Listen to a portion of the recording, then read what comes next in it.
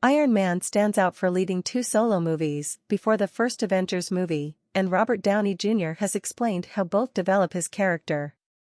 Iron Man is the most iconic Avenger in the MCU, and Robert Downey Jr. has given insight into one of the biggest early differences between him and his fellow heroes before the Avengers. With the massive popularity that the MCU has amassed across the span of its nearly 2-decade run, it can be difficult to believe that much of its popularity hinged on one of its first movies.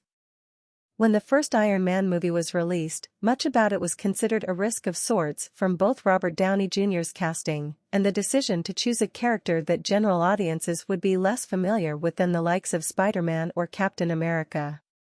If Tony Stark had not succeeded in capturing viewers' hearts, it's very likely MCU as it is known today would not exist.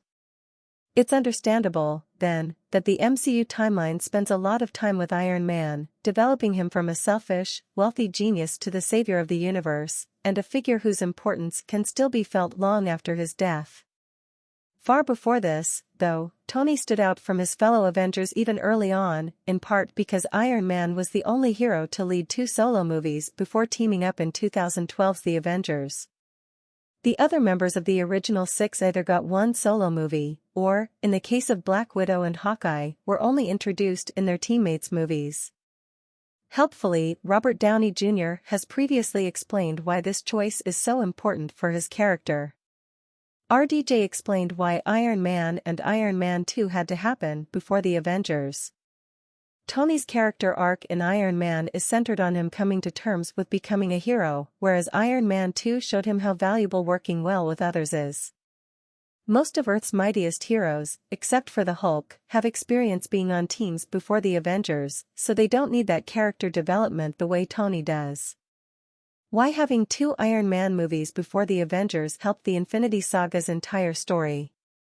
On a narrative level, Iron Man being the only one to lead 2 pre-Avengers solo movies works best, as it foreshadows just how important he would be for years to come. The Infinity Saga is, in many ways, Tony's story because it not only starts with him, it ends with him too.